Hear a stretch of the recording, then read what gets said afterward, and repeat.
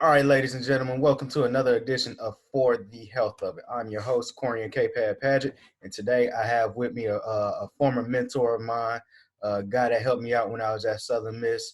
Ladies and gentlemen, let me introduce to you all Coach Jack Wilson. Jack, how you doing this evening? I'm doing great, K-Pad. Thanks for having me. I appreciate it. And I appreciate you getting on with me. How are things going with you and the family, you and the new family Yeah, during this doing, pandemic? yeah, doing well, man. So my wife and I had our 1 year anniversary during the pandemic. So it's been interesting. We had a good celebration at home. Couldn't really go anywhere, but it's been good. We've been fortunate for the most part. A lot better than most. Living here in Missouri, I think we had the fourth or fifth lowest incidence of COVID across the country. So for the most part, man, like besides staying at home, it was all right. I felt, with a lot of the research coming out, we Right. weren't the population that was at risk, even though she works in a hospital. Okay. Uh, but we're pretty good. Good deal. Good deal. Quick question. So what does she do in the hospital? She a nurse or what? She's a physical therapist, Oh, so nice. she works. Yeah, so the university has a big orthopedic institute attached to it. It's called Missouri Orthopedic Institute, but it's attached to the University Hospital, and she works in there. So they handle all the ortho cases that come through Central Missouri. Good deal. Good deal. So let's go a little bit into your background real quick, Coach. Uh, I know you started off. You're from the Birmingham area, correct? Yep, yep. I was born in Atlanta. I moved to Birmingham when I was a little kid. Um, Dad got a job there. Grew up in Birmingham. I went to school at UAB, University of Alabama, Birmingham. Graduated there with my degree in exercise science with a minor in psychology, and then I started interning. So, I grew up playing sports, right? I grew Right. up playing all sports. That was my parents' way of keeping me out of trouble. If I was playing sports year round, then I couldn't go do stupid stuff. True. I played everything: soccer, gymnastics, football, baseball, swim team, basketball. I wrestled. I learned to play tennis. Basically anything but track. Uh, that's the one thing I don't really have a ton of experience in that was offered in my area. But um, I got a almost full academic ride to college, so I did that. I didn't play any sports in college, but while in college, I got into competitive lifting. Okay. So kind of fill that athletic void that I had. Right. Uh, I grew up competing in all different types of things, and I needed something to fulfill that need. I'm a pretty competitive guy, and then I tried powerlifting for a while, and then after I got out of college, I got into Olympic weightlifting, and that's what I still do today. Good deal. So Good deal. yeah, man. So did that. I started interning right before I graduated. I interned for about a year um, through my undergrad and then into grad school. And then while I was in grad school at UAB, I ended up getting hired on into a position. And then for that position at UAB, I worked with track and field, softball, baseball, and football. And then my next year there, I dropped softball, I kept track and field, and I picked up women's basketball.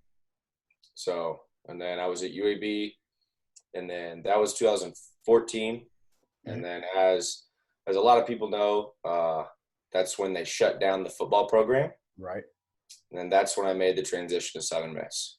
So right after the 14 season, went to Southern Miss, got hired there to work with a baseball program and football. I Hmm. was at Southern Miss from 15, 16, and part of 17.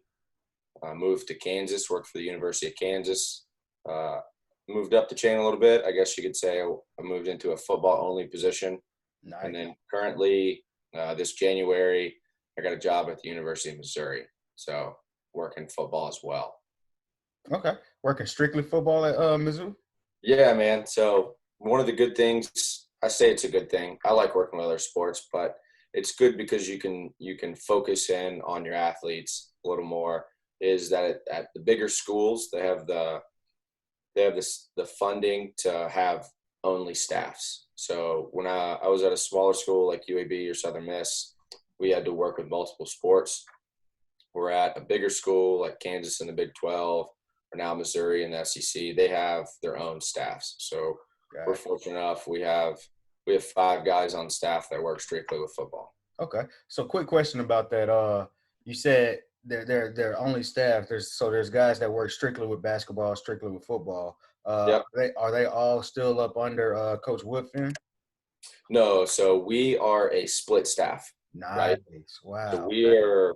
we're in a completely different facility, and that's how it was at Kansas as well. Okay. So there's a football only staff that reports up through the football ranks. Hmm. So Coach Woodfin works directly with the head football coach, Right. um, and then there's a whole nother staff. And even here, I would say that the basketball strength coach, both men and women's, so they both have their own strength coach, Wow. works specifically with those teams.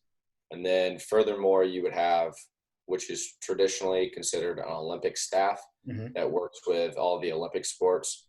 So your baseballs, your softballs, your golfs, your tennises, your soccers, your track and field, your swim and dives, and then maybe depending on where you're at. So like here, we have a really good wrestling program. Would kind of fall under that. Maybe volleyball. Right. Just depends on what sports your school offers. Okay. Makes sense. Makes sense. So we went through your background kind of quick. I want to kind of go back and unpack it. What high school did you go to? So I went to Pelham High School in Okay. Pelham, Alabama. For those who are familiar with the Birmingham area, or at least maybe in our age group, they grew up watching two-a-days Right. and Hoover High School. Yeah, that was right up the road from us, and we Gotcha. we were in the same division.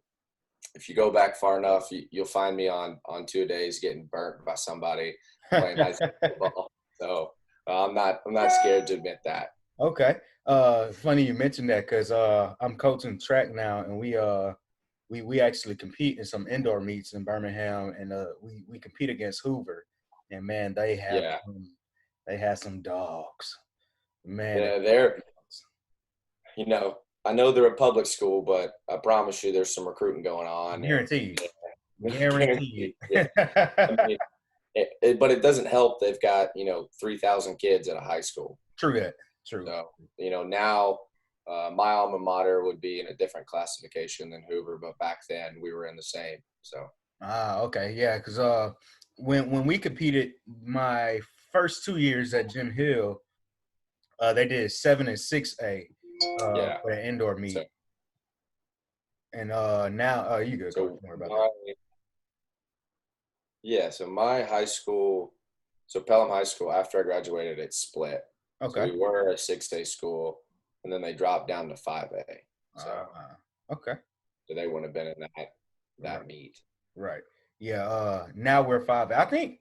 What's their logo look like for Pelham? We were the Panthers, and they were green and gold. Okay. I couldn't really. I think they revamped the logo a little bit, but we were Pelham Panthers. Okay. Okay. Uh, it's all good.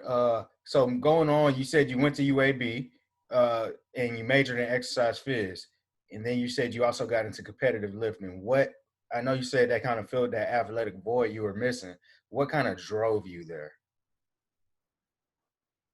Honestly, it was not necessarily like competing against other people, Hmm. but more along the line of like competing with myself. Got Um, and honestly, Kate Bad, and I'm sure, I mean, you've been around me, you know how I work. Like exercise and lifting for me is is like is my personal time. right. That's what I like to do on my free time. Whether I would be a coach or a teacher or something else, lifting is something I would still do. You know, it just happens to line up that, my passion for coaching, younger kids and lifting kind of work together. And, I'm lucky enough to have made it this far. So I've been able to do this job. A lot of people say, follow your passion. And for the most part, I totally agree with that. And I'm one of the few, or I wouldn't say few, but I'm one of the people that luckily have been able to turn my passion into my profession. So Okay. That sounds good. That sounds good. So I remember while we were at Southern Miss, you mentioned you wanted to get into bodybuilding a little bit. Can you go into that?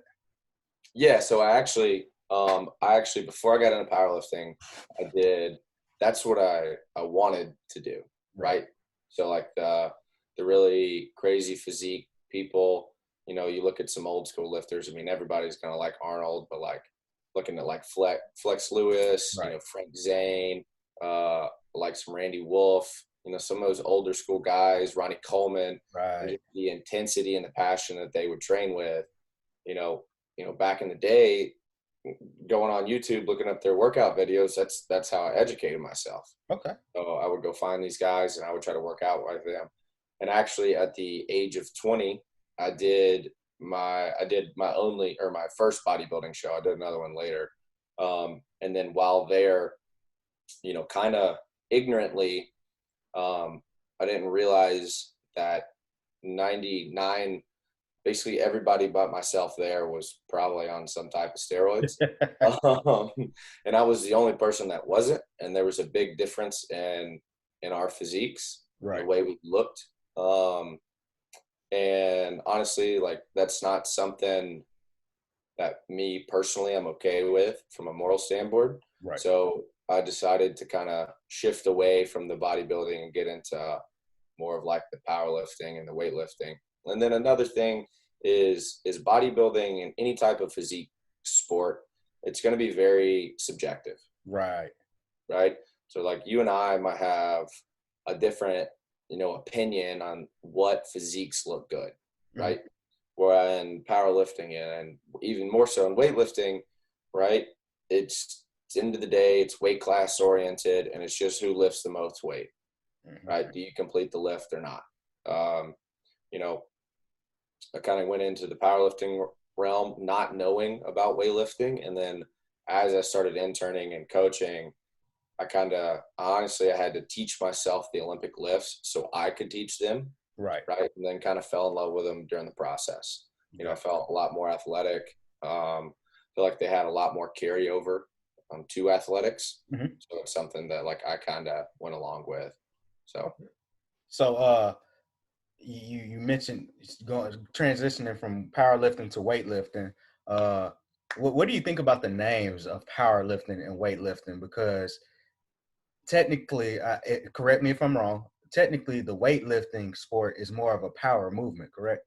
Oh, 100%. They're backwards, Right. and it's kind of funny. Um, you think weightlifting, and you think just purely lift the most weight. And then you think powerlifting, the name implies you're trying to be powerful, but as you just stated, they're kind of backwards. And, you know, weightlifting being the older sport, Hmm. I guess they kind of just picked that name first. And Gotcha. then the sport of powerlifting kind of had to figure out their own name to call their sport, and then they went that way. So, Okay. That to be makes honest, sense. Huh. Okay. All right. So did you ever compete in any powerlifting meets? yeah, I've competed in 3. Okay. All right. So And, man, I was talking to some other people, man, and there was like the main thing about powerlifting meets are there's just so many different leagues and associations and so many yeah, different rules. Can honestly, it's confusing. right. And like the sleeves versus no sleeves, raw versus raw, not raw. So when they say raw, what does that mean? So raw lifting is you can wear knee sleeves, Hmm. but they can only be like your traditional rubber sleeves, Okay. right? They can only be a certain thickness. They can't be like these super thick things. And pretty much, it's something that's not really going to add a lot of weight to your total, but it's going to be more of a comfort thing, right? And you can wear a belt, and then you can wear certain types of wrist support. So like the wrist wrap type deals. But Mhm. the thing is they can only be so long. So you can't have these, 6 foot long wrist and knee wraps, basically casting yourself into these positions. So, and then, so that would be like your traditional raw. And then you have raw with wraps. So you're wearing, that's when you can get into the knee wraps, right? So like now we have the, 8-10 foot long rubber band things that I'm wrapping around my knees, right? To basically give myself like a slingshot effect. Gotcha. And that's going to help, but you're just wearing a singlet and a belt, right? And then you have what's called multiply, or single ply and multiply. And that's refers to, have you seen like the squat suits? It's Yeah. like the rubber band suit. So a single ply would be one layer of material thick. So like a bench shirt and like a squat suit. And then multiply would be like multiple layers of, supportive gear. So like if it's only one layer versus multiplies multiple layers. I mean, you're always going to know those people because when they put the bench shirt on, they walk around like a zombie. Right. You know what I mean? Right. And then You they got to have, get done with their lifting. yeah, yep. Those are the people that need help getting undressed. So, and then furthermore in powerlifting, you have, drug tested and untested events.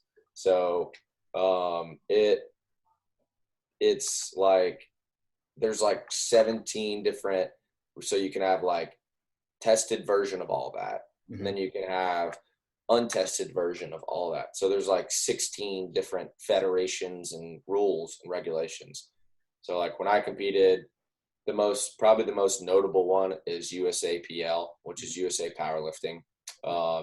And in that one, you can compete either raw or single ply, and it's all tested. So I competed raw. I competed at 82.5 kilos, which is like 181. And my total wasn't that good. I wasn't the best power lifter. So I would consider myself a better weightlifter. Gotcha. Okay. Now before we get into you and weightlifting, there's a little bit of similarity between weightlifting and CrossFit. And not going into all the recent controversy that's surrounding CrossFit right now, what is your thought process on CrossFit? So CrossFit has been something that's been controversial before, Greg Glassman's tweets, unfortunately. And mainly because of the injury rates, right? Right. So, and this is where somebody like you or I, who've had some formal training in strength and conditioning, would understand the difference. And the problem is that I have with CrossFit is they take these people who come in off the street. Most CrossFit gyms aren't going to perform any type of screening, right? They're going to throw them into like maybe, a couple weeks worth of teaching classes, right? And then they're going to let them just do whatever. Right. Okay. And as you know, and as I know, right, even people who are fairly good athletes without, formal technique coaching, you're not going to be able to move efficiently with just a couple of weeks. True. I mean, we're looking at like our incoming freshman program, right? The kids that, we signed that got here last week, these kids are, most of them are 3 and 4 star recruits. So they're good athletes, right? Right. And our freshman program is 5 days a week and it's 8 weeks long. And that's before we let them get in with the older guys, right? So we're lifting 5 days a week for 2 months before we kind of, let them off, take the reins off of them, take the training wheels off, right? And that's so they have a foundation and a base, and they understand all the movement patterns. They're proficient in performing them, and we feel comfortable that they have the necessary work capacity and movement competency to get through all those movements without getting hurt, right? Right. And that's where I think CrossFit messes up. So if we're doing that with 3 and 4 star athletes, right, imagine doing that with a 35-year-old office worker or 40-year-old office worker, right? And expecting them to move proficiently in, 2 weeks worth of classes. Even a month's worth of classes, it's not going to happen. Right. And I know some CrossFit coaches will be like, oh, well, we scale back our lifts, and that's great. I think that's great. I think that's what you need to do. But, for the most part, from what I've seen from kind of coaching and talking to other people, a lot of places don't do that. And that's when you're going to see these really high spikes and injuries, you know. Now, on the other side, I think CrossFit, for the most part, for the average person, is a great outlet, right? We're promoting fitness, health. Most of them have some type of community aspect, right? Where we can get together and support each other, which is huge, right? I mean, that's why we coach, right? That's why, I mean, we want to support the other people, you know, and provide a platform for them to perform off of. So, you know, and I think those things are promoting health and well-being in that community setting is great, right? I just wish they would go about their teaching and their training a little bit more. Right.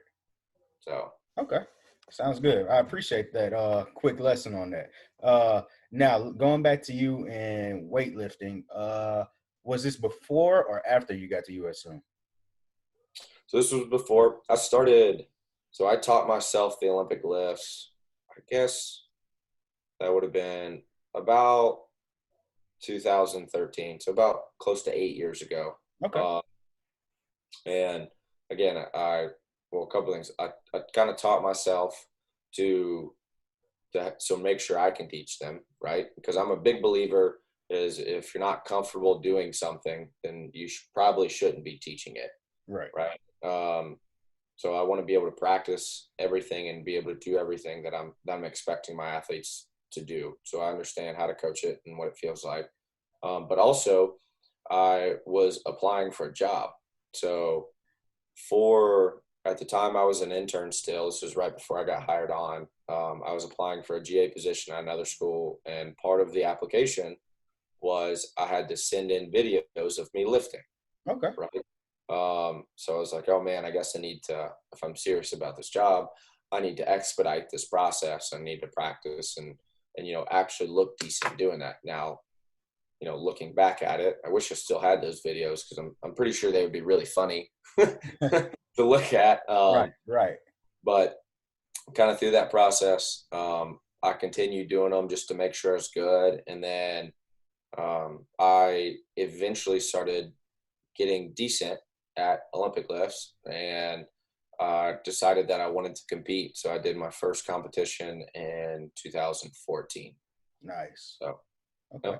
All right. So you were competing 2014, and then fast forward to 2016, you had an injury. Can you go into your injury?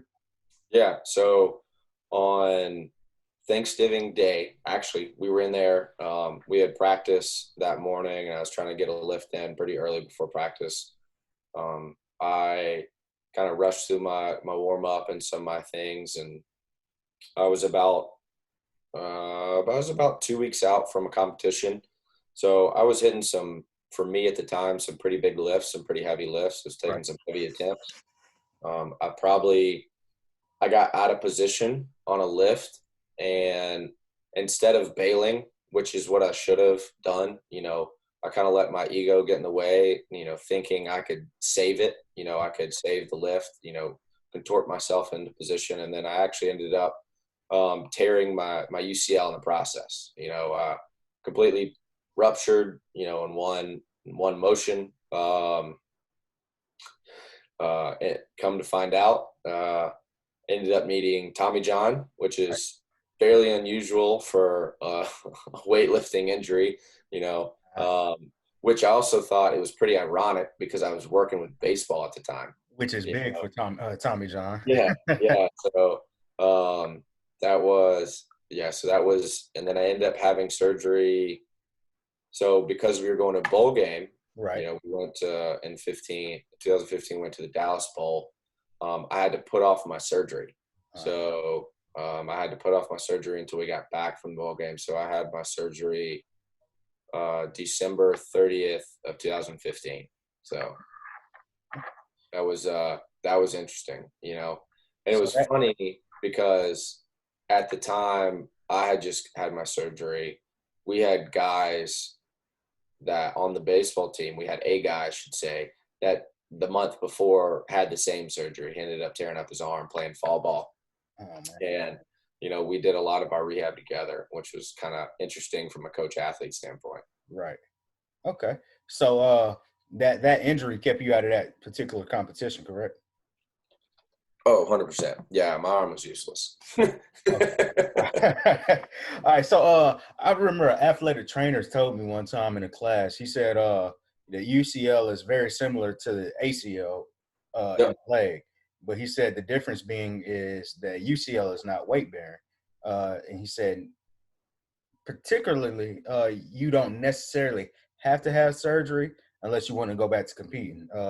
Did you hear Yeah, the same thing? I did. So, what the doctor told me, and he was pretty frank with me, and I appreciate it. And what he told me was, he's like, look, he's like, realistically, we don't have to operate. Now, certain things are gonna bother it. You go, swing, swing a bat, or you might play golf, or some certain things like bicep curls or stuff might hurt it. Mhm. He's like, but realistically, he's like, for you, being not a baseball player or an athlete at the time, being a coach, like you really don't have to have this. He's like, but if you have any idea of like training hard again or wanting to compete, he's like, you need to do it. And my immediate answer, my nature and who I am as a person, um, you know, I wanted the challenge, Right. right? B, and I wanted to, you know, see if I could push myself back to where I was, but better. Gotcha. You know, and it's kind of funny that we're having this conversation right now because up until this past week, I still had like PRs and training and stuff and competitions that I had hit before my surgery, and that's over 5 years ago.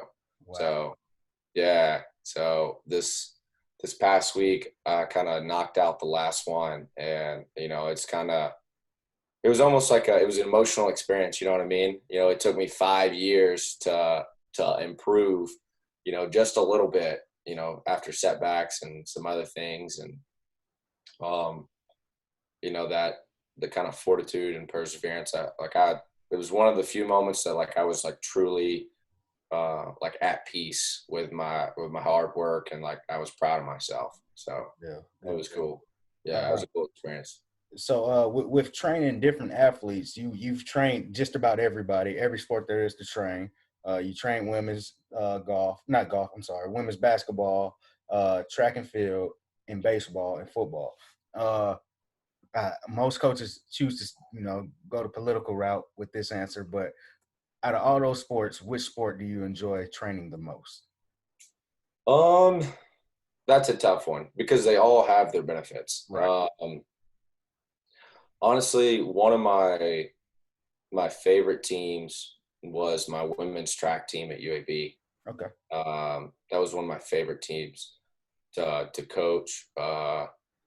Probably my favorite sport to coach would be baseball, and I'm just a big fan of baseball. The Gotcha. problem is the way baseball is set up.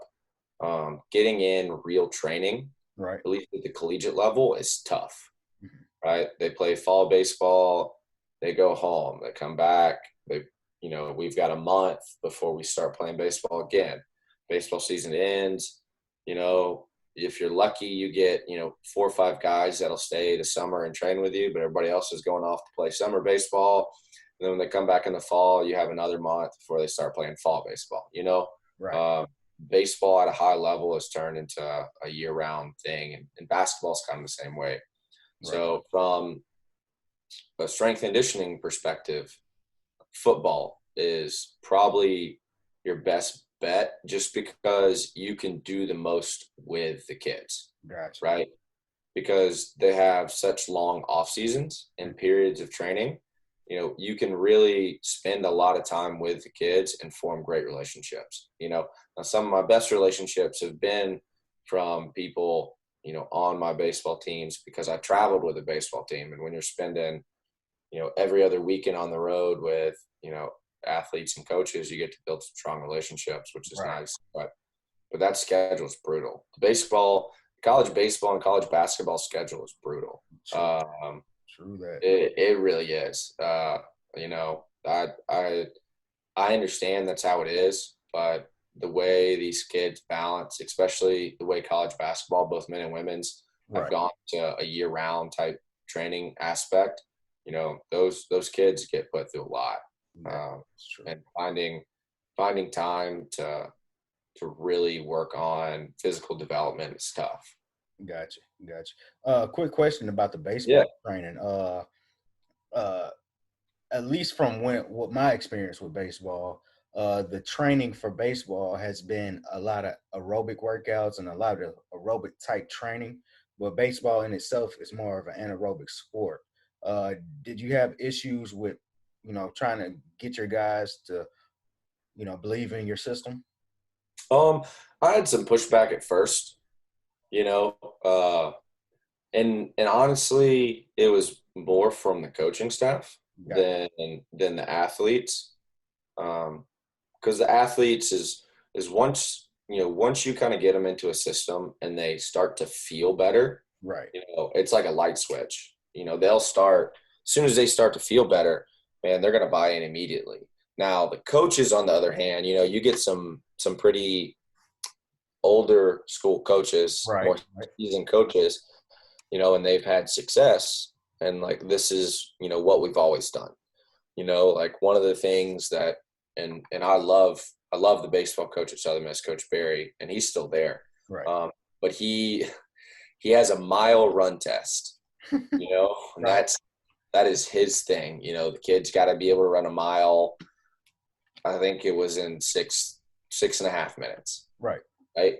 And like, I tried to talk him out of it. I was like, Coach, there's no point in any of these guys' baseball careers. They need to be able to run a mile.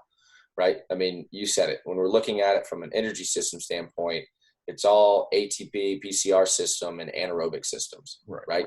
Even if a kid hits an inside the park home run, right, he's running, 120 yards. Right. And how long does that take? You under 15 seconds. Yeah. Really slow guy, maybe 20 seconds. Right. Right. So why would I do anything? Why would I work in any energy system, right, that is over that 20-second threshold? Mm-hmm. Now, I understand with regress training and early off season, we want to build an aerobic base, and we want to build that aerobic base so we enhance the recovery ability of the athlete, right? We want to give the athlete, the proverbial gas tank that they can work off of. But, as we get closer to from a true performance standard, right? Baseball, softball, I mean, it's repetitive, explosive movements. Right.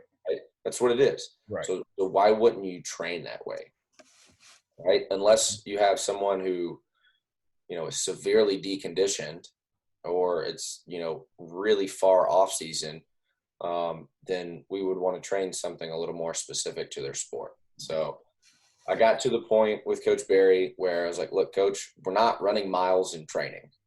Right. And I looked at the kids. I was like, look, guys, here's the deal. I'm not going to make you run miles. Right. Because I don't think it's going to help you perform. Right. But Coach Barry is going to make you run a mile test. Right. And if you don't make the time, you're going to have to run it again and again until you make it. So I don't care what you have to do. You better make that mile test on the first shot, so we don't have to do this anymore. Right. You got it? Right. And after that little pep talk to the kids, right, I was like, because I don't want to go back running miles. I don't want to there's no point, It's like making my 600-meter runner run, 400s. Right. Why am I going to do that? I don't know. I need her to run, 8 seconds, 7 seconds. Right? Not You're right. Okay. Gotcha. So it's funny because it is really funny because now that I'm in Jackson, I coach cross country with track, but a lot of the schools here in the JPS system, their cross country coach is their basketball coach. So naturally he's going to take his basketball team and make them run cross country. That's terrible. And I'm like, why do y'all do that? Oh, so they can have win for the basketball season. I'm like, well, why? But this is a sport in itself. Why don't you guys just make them run on your own? Nah, coach, nah, it don't work like that. Yeah. I was like, all right, but when you look at the two programs over the last couple of years that's been winning, it's been the guys that aren't basketball coaches. It's been Wingfield and us. So, Yeah. guys, it kind of makes sense here. But Yeah. I mean, there was an old podcast that Mike Boyle did. This was several years ago, but his thing was, if you want your kid to be slow and unexplosive, put him in cross country, right? Because that's what we're doing. We're doing repetitive, slow, unexplosive movement, right? Yeah. So if I want my athlete to be explosive, then we've got to train like that, right? Yeah, you need to have an aerobic base. You got to be able to make it through a 40-minute basketball game, Right. right? But like, I want you to perform at a high level. Right. Right? If my whole basketball team has, 20-inch verts, then we're probably not very good at basketball. I don't care what a mile time is. Right. Gotcha. And there's a lot of coaches that do that, and they do it under the guise of, mental toughness. And that's something that, a lot of coaches will swear by, but like, just because you're making your players do hard stuff doesn't make them mentally tough. True that. Right. True. Yeah. Mentally tough is, can I perform when the lights cut on? Mm-hmm. Right. Mm-hmm. When all the pressure's on me, do I perform or do I crumble? Right. And making people do stupid hard workouts and, making them run until they vomit, that doesn't make them mentally tough. Right. Okay. So let's get back to you real quick, Coach. Before we get you up out of here, so you're back. I've watched a couple of your competitions since you've been back competing. I think I've seen two. How many competitions have you had since you've been back? So I did. Shoot, I'm probably at 6 or 7 since the elbow. It's been. I try to compete. For a while there, I was trying to compete pretty regularly to get back used to it. Right. You know what I mean? Because I had almost a 2-year layoff from competition. So over a 2-year layoff. So I competed. I won the Mississippi State Championship in June of 15. That was right before I blew out my elbow. Okay. And then so I had elbow surgery that fall, and then I didn't compete again until August of 2017. So a little over 2 years. Now, some of that was because of job change and different status, right? So, even though like I am a competitive lifter and I coach other weightlifters, right? My job as a coach and now my job as a husband, come before those things. Yeah. So I try to fit them in. But last year at the national championships, I finished 7th overall in my weight class. I competed as an 81 kilo lifter. And that's probably my best finish. Well, in 2019 at the Arnold Classic, I finished 3rd overall. So in my weight class. You competed at the Arnold's?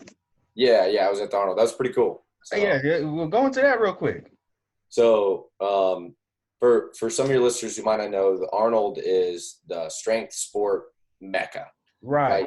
They got everything. I don't know if you've been, but I highly encourage anybody to go just for the people watching. That's my next go-to. Yeah, you need to do it. It's crazy. I wasn't prepared. Let me just say that. So it's this just gigantic convention center, and they have everything. They had strongman, so that you had guys like Thor and Brian Shaw there. They had bodybuilding, they had powerlifting, they had fencing, they had judo, they had ping pong, they had like street dancing competitions, they had like all this stuff going on. And on top of that, every fitness manufacturer, supplement company, equipment company is there. Wow. So you're getting all these crazy people. So USAW, USA Weightlifting, holds an event every year at the Arnold. It used to be one of the bigger competitions, and now it's part of their American Open series. Okay. So to back up a little bit, there's local competitions, right? So that's as long as you're a USAW member, you can sign up and do a local, right? You don't have to have like a previous total. You don't have to qualify. Anybody can sign up, You're right. right? And then you have what's called the American Open Series, okay? The American Open Series, sorry about that. My bad on that one. So the American Open Series is going to be 3 events now. So you have the AO1, American Open 2, and the American 3. And these are what would be called regional events, right? So you have to qualify for them, but the qualification total isn't as high as like a national championships. Gotcha. Right? So these are kind of, they usually do one kind of in the middle of the country, East Coast and West Coast. So the Arnold is now pretty much for the last couple of years has been the AO1. Well, me and then one of my good friends and coaches, Stuart Young, we took our team. So we coach a weightlifting team. It's called True Strength Performance. Right. So right now there's 8 or 9 of us on the team. So there was 5 of us there at the Arnold competing, and we took the team, and I competed. And I got first overall in the snatch. I snatched 128. And then I got third overall in the total. Ended up cleaning jerk 155, which are decent numbers for me, in the 81 kilo class. So, but being able to, after the competition, we just kind of walked around into everything, and I was just like, it was nuts. Oh man. Next time I hope I compete earlier so I can spend like a whole day like just people watching, or I might just go and not compete so I can just walk around. Right. It was nuts. Man, I'm saving up right now to go to the one next year. That's one of my goals I want to do, especially with this podcast, to get it jumping. Just meet people and just get them on, man. That's so cool that you competed in that. Yeah, man, it's cool. It was Okay, cool. so I really encourage anybody out there, who competes or who's just a fan of fitness and strength and stuff. I highly recommend going. good deal. Yeah. So next, or when was your last competition? I know things are crazy now, so you don't know when your next one is, but when was your last one? So my last one was in December. We went to, so it's the American Open Finals. So it's the second biggest competition in the country besides the national championships, and it's held every December. So this is one that I would only say the top, 20 to 30 athletes in each weight class will actually qualify for. Right. And I finished 10th overall in my weight class. I hit the same numbers as I did at the Arnold. I didn't have a great meet. It was in Salt Lake City. And I don't know, I think the weight cut got to me. So like typically I sit around my natural weights around 190, right? Maybe 195. And up until when they switched the weight classes around a couple of years ago, I had the choice of either to gain some weight and move up or lose some weight and go down. Right. So where my numbers were at the time, I knew I'd be more competitive if I cut weight. So the next weight class down is like 177. So like leading up to a competition, I would get, pretty strict with my diet, and I would cut weight. And then, as I've gotten older, cutting weight has gotten a little harder. And I felt like this last competition, it's like I lost my legs. You hear, maybe like fighters or boxers saying like after a weight cut, they might lose their legs. And that's kind of how I felt. And it was the first time that I really felt like the weight cut had affected me. Right. If that makes sense. So I think from now on, I had been contemplating moving up a weight class. I think I'm going to. So. Okay. All right. Hey, makes sense, Coach. Got to do what's best for your health also. Yeah. So yeah, I understand that. Mm-hmm. Okay. Well, Coach, man, before we get you up out of here, I definitely got to get you back on because you're just full of knowledge and stories that Yeah, man. we got to Appreciate get the world out to. So before we get you out of here, go ahead and drop your social medias if you want to. Yeah, man. I'm not active on a whole lot, but I am active on Instagram. I try to put out recently I've tried to put out some educational material. I'm gonna try to keep doing that. You know, people like you inspire me to do so. Uh, so my Instagram is just at Jack Wilson 85. Pretty simple. You can find me. I have an open account. I encourage anybody. You know, you got any questions about anything? You know, feel free to shoot me a DM. I try to respond to all of them. So just Corey, I appreciate it. I hope you're doing all right, and I look forward to talking to you next time. All right, appreciate you, ladies and gentlemen. This has been another episode of For the Health of It. I'm your host, Corian K. Paget, and today's guest was Jack Wilson. Thank you, Coach.